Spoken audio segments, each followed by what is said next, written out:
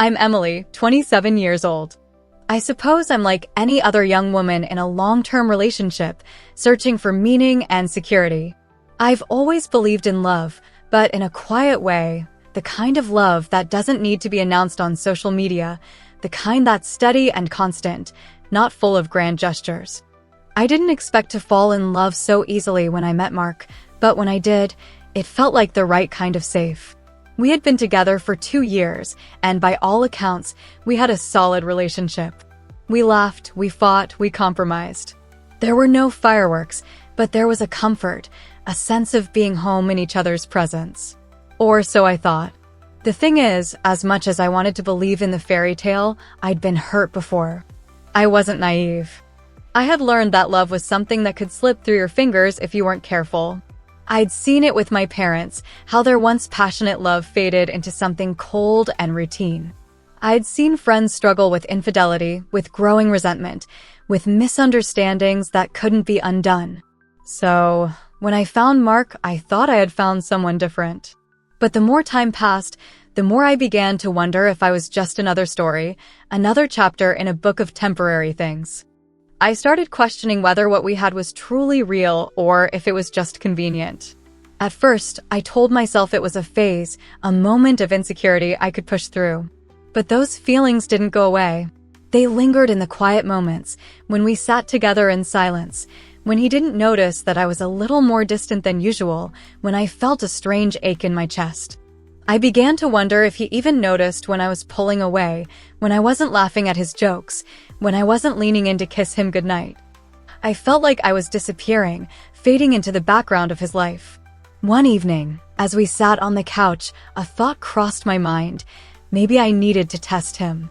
Maybe I needed to see if he really cared about me, if he was as invested in us as I was. And so, without really thinking it through, I decided to push him away, just to see what would happen. It wasn't something I was proud of, but it felt like the only way to know for sure if what we had was solid or if I had been fooling myself all along. I started with small things, little rejections. When he tried to hold my hand, I pulled it back. When he asked me if I wanted to watch a movie, I said I wasn't interested. When he leaned in for a kiss, I turned my cheek. I didn't want to be cruel, but I needed to know if he would notice. I wanted him to fight for me, to get frustrated, to show me that he cared. I wanted him to react. I wanted him to prove that I mattered. But Mark didn't react the way I expected. At first, I thought maybe he just hadn't noticed. But as days went by, I realized he wasn't reacting at all. He didn't get upset or defensive. He didn't beg for my attention. He just moved on. He went to work, he made dinner, he did the laundry. He didn't ask me why I was so distant. He didn't demand an explanation. It was like I had become invisible. I couldn't understand it. I thought, maybe he was just giving me space, being patient, understanding that I needed time to work through whatever was going on in my head. But then, another day passed, and another, and still, nothing changed. He didn't approach me with concern. He didn't bring it up. He just kept moving forward with his life, as though nothing had happened. I found myself growing more and more frustrated, not with him, but with myself. Was this what love was? Was this the test I needed? I wanted him to prove something, but in the process, I had pushed myself further from him. The more he didn't react, the more I questioned my own actions. What had I hoped for? That he would chase after me? That he would throw a tantrum and tell me how much he needed me? The silence between us began to weigh on me, and instead of feeling reassured, I felt more uncertain than ever. I had wanted a reaction, but I didn't know what kind of reaction I was hoping for. I didn't know if I wanted him to fight for me or if I wanted him to walk away, to prove that maybe, just maybe, I wasn't meant for this relationship after all. I had been testing Mark for days, and yet nothing had changed. It felt like I was standing at the edge of a cliff, waiting for him to reach out and pull me back, but he wasn't. He wasn't pulling me back. He wasn't even looking. He was just there. I couldn't quite explain it. It wasn't that he didn't care, but more like he didn't know how to react to my sudden distance. It was as if he had accepted the change in me without question, without hesitation. I had expected him to get frustrated, to demand answers, but there was nothing. Nothing but a calm, steady presence. Every day felt like I was unraveling something inside myself, yet I was still unsure of what I truly wanted. I kept pushing him away, testing the waters, unsure if I was doing it out of some misguided desire to feel needed or out of fear of what would happen if he didn't need me. I started saying no to the smallest things: a hug, a kiss, a simple request for help with chores. When he asked if I wanted to go for a walk, I told him I was too tired. When he offered to cook dinner, I told him I could do it myself. These were all little moments, but they added up, creating a space between us that I couldn't quite understand. At first, I told myself I was just trying to figure things out. I told myself that maybe I needed a little space, that I was overthinking everything. But as the days went by, I realized that wasn't it. I wasn't just distancing myself for clarity. I was looking for something I couldn't quite put into words. I needed him to react. I needed him to notice. I wanted him to prove to me that he loved me, that he wouldn't just stand by and let me drift away. But he didn't. It became clear that I wasn't getting the response I had expected. Mark's behavior hadn't changed one bit. He wasn't angry. He wasn't sad. He wasn't worried. He wasn't acting like someone who feared losing me, and that should have comforted me, but instead, it made my stomach churn with anxiety. Was I the one pushing him away? Was I the one who had started this rift by rejecting him in the first place? I thought back to the times in the past when we had fought or argued. Those were the moments when we'd talked things through, when we'd held each other and tried to understand each other. But now, it seemed like we had reached a different kind of stalemate. I wasn't sure if I was testing his love or if I was testing myself, testing my own fears, my own doubts. I didn't want to feel vulnerable, but in rejecting him, I realized that was exactly what I had become: vulnerable. Vulnerable to my own insecurities, vulnerable to the idea that maybe I wasn't enough, that maybe he wasn't enough for me. The silence between us grew heavier, and I started to doubt everything I had believed in our relationship. He wasn't fighting for me. Was that a sign of love? Or was it a sign of apathy? I began to feel like I was invisible. I wanted him to notice how distant I had become, how cold, how detached. I wanted him to reach out and say something, anything, to show that he cared. But nothing. There was only calmness, a kind of steady indifference that felt almost like rejection in itself. In my head, the questions swirled. Why wasn't he reacting? Why didn't he care enough to challenge me, to ask me why I was acting this way? Maybe I had expected too much from him. Maybe I had overestimated what he was willing to fight for. Or maybe, just maybe, he didn't see the need to fight at all. Maybe he was so secure in our relationship that he didn't feel the need to make a scene. Maybe he was just waiting for me to come around. But the more I thought about it, the more I realized how little I knew about him. How little I had truly understood about his feelings. He wasn't reacting the way I wanted, but that didn't mean he didn't care. I had been so wrapped up in my own need for reassurance, my own fears of inadequacy, that I hadn't stopped to consider that maybe Mark's love for me didn't need to be proved through dramatic gestures or emotional outbursts. Maybe it was quieter, more steady. Maybe he was waiting for me to realize that. The more I pushed him away, the more I began to see how much I had lost touch with myself. This wasn't just about him anymore. It was about me, my own need for validation, my inability to trust in something I had already built. And the more I tried to create distance, the more I began to question what I was truly looking for in all of this. What was I hoping to find? It was late one evening when I finally decided to face the truth. Mark had come home from work, as usual, and was quietly making dinner, humming to himself in the kitchen. The sound of the chopping board, the sizzle of vegetables, and the soft hum of the radio filled the otherwise silent house. And yet, amidst all of this, I couldn't shake the unease that had been growing inside of me for days. I sat on the couch, staring at the muted television, not really watching anything. It was as though the world had paused, and I was stuck, caught between wanting to break the silence and not knowing how to. Every passing moment felt like it weighed 1,000 pounds, and the distance between us seemed to stretch even further. The longer I sat there, the more I realized that my test, the one I had been so sure would give me clarity, was only creating more confusion. Mark had done exactly what I had not expected. He stayed calm. He didn't raise his voice. He didn't cry out in frustration or anger. He just carried on with life, with this quiet patience that both irritated and fascinated me. It wasn't indifference, I realized. It wasn't that he didn't care. It was that he was letting me have space to sort through my feelings, space to figure out what I really wanted. And in a way, he had given me the greatest gift by not reacting to my tests, by not playing into my insecurities. But that realization didn't make everything easier. In fact, it made it harder. Because now, I couldn't blame him. I had built up this idea that he would react the way I wanted, that he would beg for me to stay, to tell me how much I meant to him. I wanted him to fight for me. But the truth was, he had been fighting for me all along, in his own way, by not giving in to my childish tests, by not letting the situation escalate into something it didn't need to be. I had been so caught up in my fears, in the belief that love had to be dramatic, that it had to come with grand gestures, that I failed to see the quiet consistency in Mark's actions. I had overlooked the fact that he was there every day, that he listened when I spoke, that he respected my space and my boundaries. In his steadiness, in his quiet love, he had been proving his commitment to me all along. I felt a pang of guilt as I thought about all the ways I had pushed him away. All the times I had rejected his affection, not out of hatred, but out of fear of losing myself, of losing the independence that had always been such a part of who I was.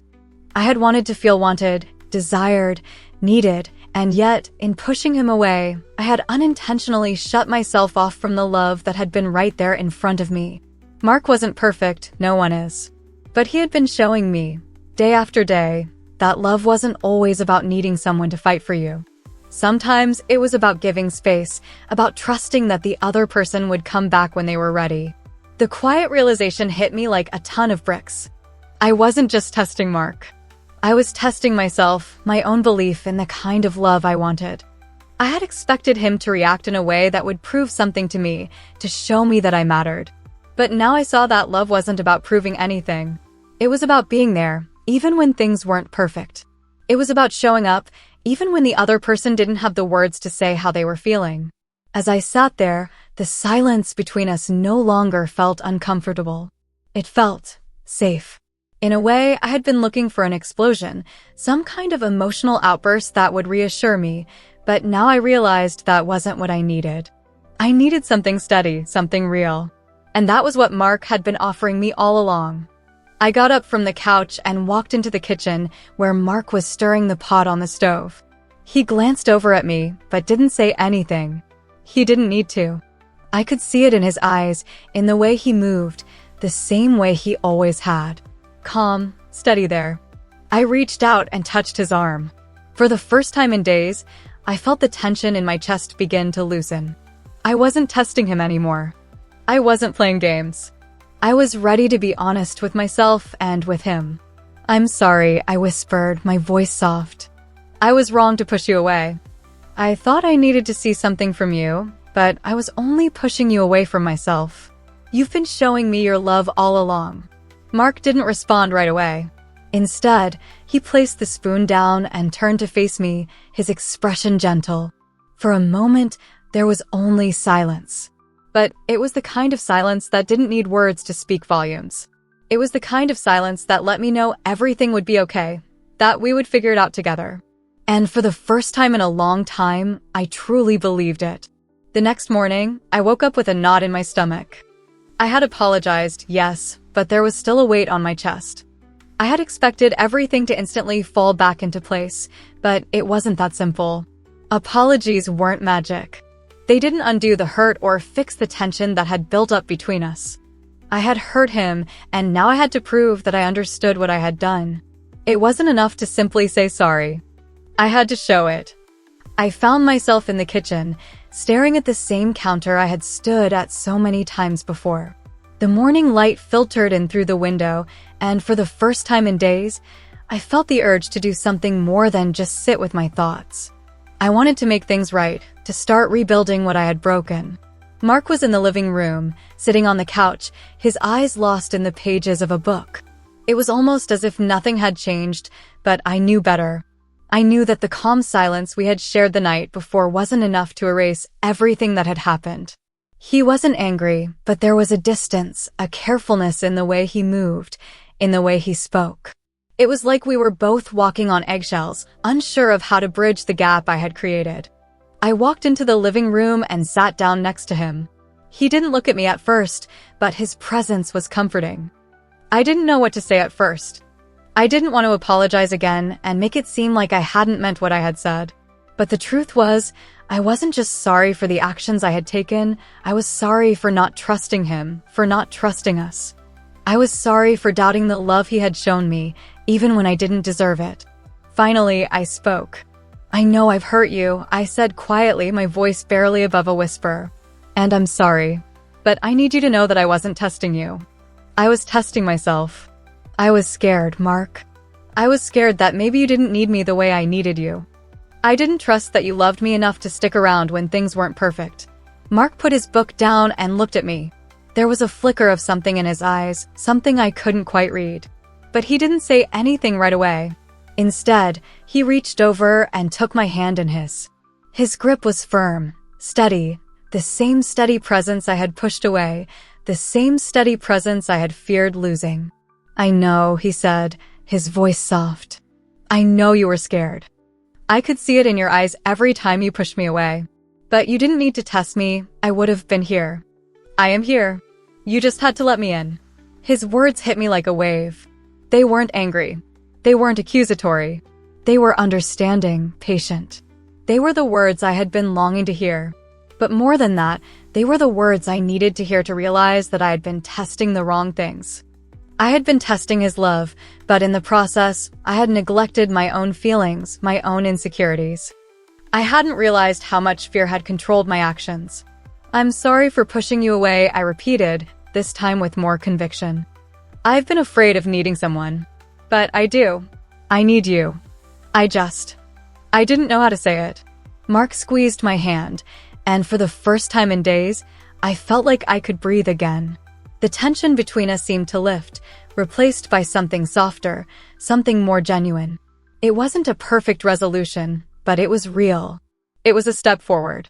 "I'm not going anywhere," he said, his voice steady. "You don't have to test me, and you don't have to go through this alone. I'm right here, always." And just like that, the space between us, the distance I had created, began to close.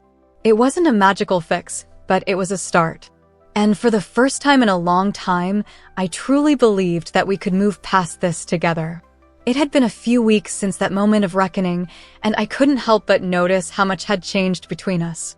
The walls I had built around myself were slowly crumbling, piece by piece, as I began to understand that love didn't need to be proven through tests or grand gestures.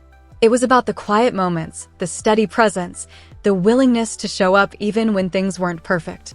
Mark had shown me that every day, and now I was starting to return the same to him. Our conversations had shifted. We no longer danced around the uncomfortable silence, pretending nothing had changed. Instead, we talked openly about our fears, our insecurities, and what we truly wanted. I found myself letting him in more and more, allowing myself to lean on him in ways I hadn't before. It wasn't easy. I still had moments where my old fears crept in, where I doubted whether I deserved the love he was offering. But each time, I reminded myself of how far we had come, how much I had grown. One afternoon, as we sat on the couch together, Mark looked at me with a gentle smile. His eyes were warm, filled with something I hadn't seen in a while, hope. There was no rush, no pressure, just an unspoken understanding between us. We were finally in a place where we didn't have to test each other anymore. We just had to trust. "I've been thinking," he said, his voice low but steady, "about us, about what's next." I felt a small pang of nervousness, but I didn't pull away. Instead, I leaned in, ready to hear whatever he had to say. For the first time, I wasn't afraid of what the future might hold. I knew that together, we could face it. "I don't want to rush anything," he continued. "But I want us to start building something stronger. I want us to work on this on us, because I believe in what we have." His words landed like a breath of fresh air. I could feel the sincerity in them, the same sincerity he had shown from the very beginning. It wasn't about expectations or demands. It was simply about choosing to be there, choosing to move forward, no matter the challenges we might face. And I realized that I was ready to choose him, ready to choose us. I feel the same way, I said, my voice filled with emotion. I've been so afraid of needing someone, but I see now that needing you doesn't make me weak. It makes me stronger. I don't want to keep testing our love. I just want to live it. Mark smiled at me, his expression softening. He reached out and took my hand, his grip firm but gentle. There was no need for grand declarations or promises. We had already shown each other the most important thing, that we were committed to this, to each other, no matter what. As we sat there, hand in hand, I felt a sense of peace that I hadn't known in a long time. The journey hadn't been easy, but it had been worth it. I knew there would still be difficult moments ahead, but I also knew that we would face them together, without tests or games. We would face them with honesty, trust, and the kind of love that was steady, real, and unshakable. And for the first time, I felt certain about the future. Whatever came next, we would handle it as a team. And that, in itself, was enough. Subscribe to our channel for powerful real stories that touch your heart. Join a community where emotions run deep and every story brings a new perspective. Don't miss out. Hit that bell for weekly updates.